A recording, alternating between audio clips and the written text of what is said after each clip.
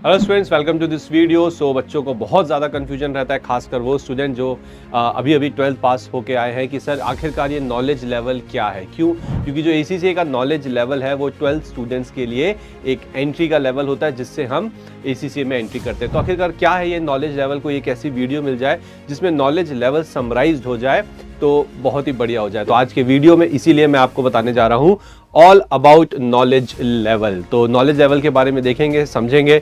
अपनी डायरी और पेन अपने साथ रखिए ताकि इंपॉर्टेंट पॉइंट्स आप जरूर लिख लिए। तो चलिए स्टार्ट करते हैं इस वीडियो को।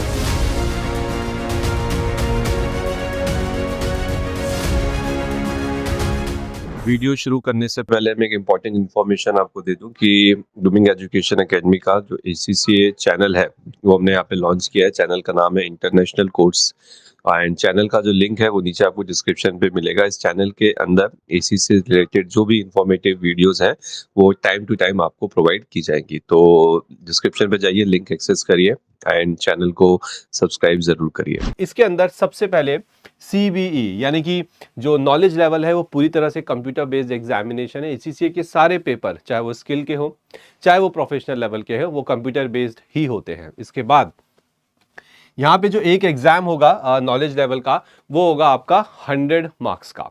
अब ACCA में टोटल कितने पेपर्स होते हैं वो भी मैं आपको बता देता हूँ। ACCA के नॉलेज लेवल में टोटल 3 पेपर होंगे, जिसमें से एक पेपर होगा आपका बिजनेस एंड टेक्नोलॉजी, जिसको BT कहा जाता है।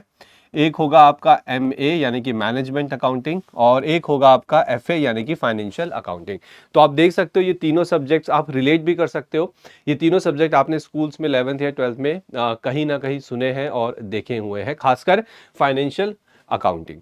तो 3 सब्जेक्ट्स हैं और हर सब्जेक्ट का जो पेपर होगा वो होगा आपका 100 मार्क्स का कंप्यूटर बेस्ड एग्जामिनेशन। और जो पासिंग मार्क्स आपको चाहिए वो चाहिए 50%, यानी कि 100 में से 50 नंबर आपके आने चाहिए। अगर उससे कम आए तो आप फेल हो जाएंगे। उसके बाद ऑब्जेक्टिव टाइप क्वेश्चंस यानी कि OTQs। ACCA नॉलेज लेवल में जितने भी पेपर होते हैं, जितने भी एग्जाम होंगे, 3 एग्जाम है, और उसके अंदर जो क्वेश्चंस आपसे पूछे जाएंगे वो सारे के सारे ऑब्जेक्टिव टाइप क्वेश्चंस होते हैं ना। ऑब्जेक्टिव टाइप क्वेश्चन का मतलब सिर्फ MCQs ही नहीं होता। इसके अंदर आपके जो फिलिंग द ब्लैंक्स है वो भी आ जाते हैं। इसके अंदर आपके जो ट्रू फॉल्स हैं वो भी आ जाते हैं। इसके अलावा जो ड्रॉप डाउन वाले क्वेश्चन होते हैं, ठीक है, वो भी इसके अंदर, यानी कि ड्रॉप डाउन करो और उसमें से एक सिलेक्ट करो, वो भी आ जाते हैं। मैच द फॉलोइंग, ये भी इसके अंदर आ जाते हैं। तो OTQ एक बहुत बड़ी कैटेगरी है जिसके अंदर इस तरह के क्वेश्चंस आते हैं, ठीक है। बट हाँ, ऑब्जेक्टिव टाइप क्वेश्चन है, मतलब डिस्क्रिप्टिव नहीं है, आपको कुछ लिखना नहीं पड़ेगा, कोई आपको भारी कैलकुलेशंस वहां पे नहीं दिखानी होंगी, ठीक है।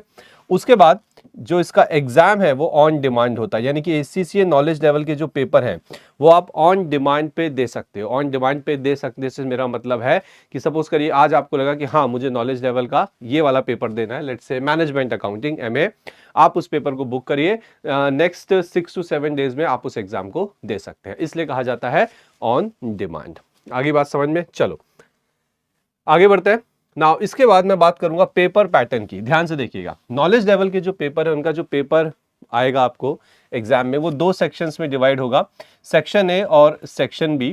ओके, और ये कुल मिला के सेक्शन A आपका 70 मार्क्स का होता है, सेक्शन B 30 मार्क्स का होता है। तो कुल मिला के ये हो गए आपके 100 मार्क्स। और मैं पहले ही बता चुका हूं कि ऑब्जेक्टिव टाइप क्वेश्चंस आपको आने वाले हैं। उसके बाद 3 to 4 months to cover the syllabus. जब आप पढ़ने बैठेंगे, ध्यान सुनिए, सपोज करिए आपने आज अपनी पढ़ाई करी नॉलेज लेवल की, तो ये जो 3 सब्जेक्ट्स की मैं बात कर रहा हूँ, ये 3 सब्जेक्ट्स आप बहुत आराम से 3 से 4 महीने के अंदर कवर कर सकते हैं। It's not a big task, बहुत ईजिली आप इसे कवर कर सकते हैं। और अगर थोड़ी स्पीड से करें तो शायद 4 से 5 महीने में आप इसके एग्जाम देख के भी क्लियर कर सकते हैं, ठीक है। उसके बाद जो एग्जाम फीस है नॉलेज लेवल की वो है 9,000 से 10,000 रुपए पर एग्जाम। ध्यान रखना, मैं यहाँ पे आपको रुपीज में अमाउंट बता रहा हूँ, ना कि पाउंड्स में। तो पर एग्जाम यानी कि एक एग्जाम की जो फीस है वो 9 से 10,000 के बीच में लाई करती है, डिपेंडिंग कि आप किस एग्जामिनेशन सेंटर में जाके एग्जाम दे रहे हैं। बट हाँ, इसके जो एग्जाम होते हैं वो रिमोट एग्जाम भी हो सकते हैं, यानी कि आप इसके एग्जाम्स को घर से भी दे सकते हैं, ठीक है। उसके बाद एंट्री टू स्किल लेवल, यानी कि जब आप नॉलेज लेवल कंप्लीट कर लेंगे, वो सारे स्टूडेंट्स ओके जिन्होंने नॉलेज लेवल कंप्लीट किया, इसके बाद आपकी एंट्री हो जाती है ACCA स्किल लेवल पे। और जब स्किल लेवल हो जाता है तो आपको पता ही आप प्रोफेशनल लेवल पे आते हैं, जब प्रोफेशनल लेवल हो जाता है तो आप ACCA के एक क्वालिफाइड मेंबर बन जाते हैं। अगर आप और डिटेल में ACCA के बारे में जानना चाहते हैं तो शाम को 5 बजे हमारा ACCA पे एक वेबिनार है। वेबिनार का लिंक आपको डिस्क्रिप्शन पे मिलेगा, ठीक है। उस लिंक पे जाइए, गूगल फॉर्म भरिए and come to that webinar. It's very important webinar, पूरी तरह से फ्री है, जिसमें आपको ACCA की पूरी डिटेल्स अच्छे से समझाई जाएंगी। सो आई होप यहाँ तक का जो वीडियो था वो आपको समझ में आया, आपने अच्छे से देखा कि आखिरकार जो हमारा ACCA का नॉलेज लेवल है उसकी क्या डिटेल्स है।